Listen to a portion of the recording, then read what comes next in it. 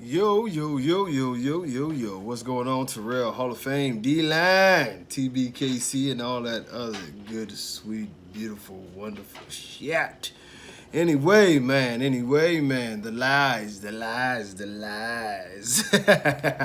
Hey, we're gonna talk about the lies today, the lies. You know, especially with teaching this mentorship program, and they're gonna get flooded today. A lot of videos, a lot of information, but it made me dig deeper into the breed. Some of the things I know and some of the things I wanted to know more about. And one of the things I can tell you is this, is that, everybody keeps screaming about the reading of pedigrees and how to read your pedigree. And let me be the first one to tell you, and this is going to be no shocker to you, is that most pedigrees are just not true.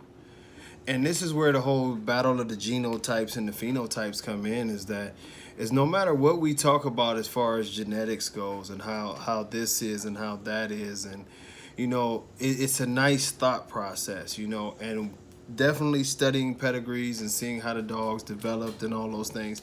That's the first step, because that gives you at least your first, clues as to what the reasons that you'll be doing this breeding. Then, of course, you always want to look at the product, and then you want to see if you can explain the product based off of the pedigree, and then you want to go forward. Now, this is the one thing that I will tell you, is that what we have to do is we have to understand something. I don't care whether you're talking about Razor's Edge, whether you're talking about Gotti Line, which is the two premier, American bully, bloods out there right now. It's a lot of lies, We personally have seen a lot of controversies with Gotti Line, and we saw the tendencies of Gotti Line. When things changed, they went from 100-pound dogs to literally 12-inch dogs and 25-pound dogs in a year, So when you start talking about Gotti Line, you can't feel, You can't feel like, oh, this is 100 with them. Razor's Edge, it was a lot of lies built from within. A lot of shiesty stuff went on within Razor's Edge, and I think the biggest difference is with Razor's Edge, it was a lot of cheating within the breed. Hanging papers on dogs that were actually quote unquote pit bulls, American bullies. Hanging a lot of paperwork that way. Whereas Gotti Line, they were using an influx of other breeds. They were using a lot of American bulldogs when they wanted size. Then they switched over and they did English and French bulldogs when they wanted them to be shorter. And it really calls for a lot of issues, because as you had the competition for size, of course you use some of these bigger dogs, and you're bringing in a whole different gene pool. You're bringing in a whole different everything when it comes to the American Bulldog. And we've seen all of a sudden where Gotti Line, I think I told y'all this story a million times, when I saw, Rich bring out Gotti Line's Legend. I mean, Legend was like 130-pound. I mean, he looked exactly like a blue version of an American Bulldog. And it was like, shit, here we go, because you had already had your fears and your talks about what was it, Monster G and some of the other dogs that had serious bulldog features in their faces, and it became prevalent. Now, on the Edge side, what happened is that you had the same dogs that were bred under many different names. A lot of dogs that aren't Cairo, were Cairo. So, you had some breedings with certain dogs, and you would look on the pedigree and you're like, okay, and yeah, I see that dog, but you wouldn't know it was Cairo, This is the reason on that side of the family that leads to, if y'all have ever heard the talk about why when you line breed Razor's Edge, sometimes it gets small, or you get, weird tails or stuff. Because the thing of it is if you did a normal process of breeding, on paper you would look at it and it would look exactly like a line breeding. But if you don't have the understanding that there's been a lot of cheating going on, a lot of hung papers, off of certain dogs in the family, and using these to pretty much push another stud's name, what you say, why would you do that? This is the reasoning, is it was to create an illusion of another stud when there weren't a lot of studs around. Because you have to remember this: if you've already bought you know, 3 or 4 puppies off me off of one stud, you're not going to want to buy them again. But if that's my only stud and I decided to turn around and use that stud on other bitches under a different name and tell you now you can line breed these and these is breeding pairs and you can do this and you can do that, now you open your wallet back up because you want to get something else to mate with the dogs that you bought before, and you're thinking maybe they're cousins, and the whole time it's actually same father, so they're, you know, they're half brother, half sister in some cases, you know. And that's why you know, when you breed things too tightly, you know, you're not line breeding anymore, you're inbreeding. And inbreeding will take away the size, inbreeding will cause some tail issues, inbreeding will cause, you know, some health issues, which, you know, in some of the edge dogs, as we've seen to get later in the situation, you saw dogs that were producing hermaphrodite puppies. That's right, puppies with both sexual genitalia, puppies that never could walk. And I'm not talking about swimmers. There was just something wrong with them mentally, where they would scoot around and they would feed, but that's all they would do is scoot at 8 weeks. You saw, you know, one dog in particular off of a breeding I know died of, you know, later in age, maybe a little over a year old, but he just had continuous seizures and he fell out. You know, we had pulmonary embolisms. That's what now she died on me, headed out to a show. I brought her to the house, got her fed up. The bitch, that was a gorgeous bitch, man. Still bothers me thinking about that day, you know, but I put her in the truck. We was headed out to the show in Virginia. I actually put her in the van.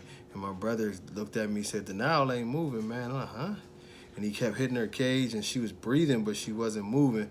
We rushed to the clinic, man, and when I picked her up to put her in there, blood just spewed up out her nose. I'm like, what the fuck? And when I got in there, you know, doctor told me what I thought, you know, it was a pulmonary embolism, and the lungs had filled up with blood. It just wasn't nothing we could do. The clot that went there, it was just a sad thing. But come to find out, there's been many edge dogs that had those same issues with the embolisms. And I know at least one, possibly 2 of Paco's sons died from the same thing. But when you breed anything too tightly, you will run across, you know, physical defects that can destroy your yard, or definitely can you know, make it very, very tough for you to produce what you want to get to do. So with all that being said, when you look into these pedigrees, the one thing you want to do is see if it makes sense. See if 2 + 2 = 4. You know what I mean? So as you go through these pedigrees, if the grandma was 90 pounds and the daddy was 100 pounds, and you got, you know, 65-pound puppies, it raises red flags. You know, as they get older, they 30, you know, 25 and 30, 35 pounds lighter than their parents, that raises red flags. So if the breeding was legitimate and the parents was legitimate, it lets you know that the breeding was possibly a little too tight, or maybe way too tight, and the too tight is why the breeding lost all of its size, or many other issues that could come along with it. You know, it's like putting a puzzle together. You do want to believe as much as you can about a pedigree, but don't just take it at face value. You want to ask questions like, well, what did these offspring look like? What does this offspring look like? What does that offspring look like? I mean, for instance, I have a female who's very beautiful, wide chest, very good conformation, solid movement, and her head's not the best. You know, it's decent size, but she's still got a terrier type of head. Now, the only reason why I have true confidence in her is because I know her pedigree. Everybody in the pedigree is stacked with large heads. 2 of her brothers have gigantic heads. You know, her head is not necessarily small, it's just not bully. You know, she looks more, very much so, more terrier, but it's in her genetics to produce this. So if I go ahead and I put her with a boy like Mandela, who is somewhat over the top bully and has a long history of these type of heads, but he does in his 2nd generation, lock and load was weak in the head. You know, so it's these things that you got to do the mathematics on and see if it adds up for you. If it adds up for you, you know what I mean, then great. If it doesn't add up for you, you know what I mean, then don't do the breeding. And it's just that simple. You know, so many of us, we want to, you know, you want to believe the word of everybody who puts it out, and especially these quote unquote OGs, that they're going to do the right thing and they're going to make some things happen. They're going to lead you down the way.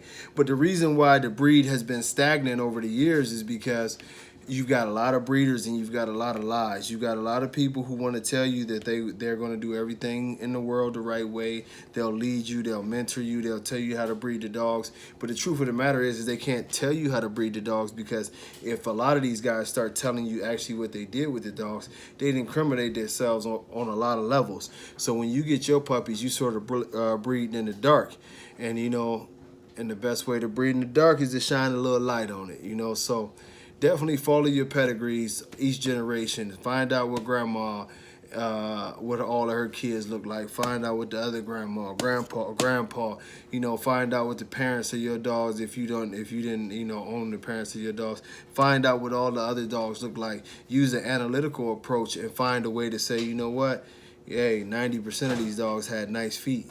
I'm gonna have some nice feet. It's more than likely I'm gonna have nice feet. 90% of these dogs had nice feet. You know, the other side is the same way. We gonna have some good feet in this, or whether it's a big head or whatever the case may be. But make it make sense. You know, don't just go off the pictures, and damn sure don't just go off into anybody's word. Do your study and look through everything that you can and find the way that the dog is supposed to be. With that being said, man, I hope I helped y'all out a little bit. You know, until next time, much love. Peace.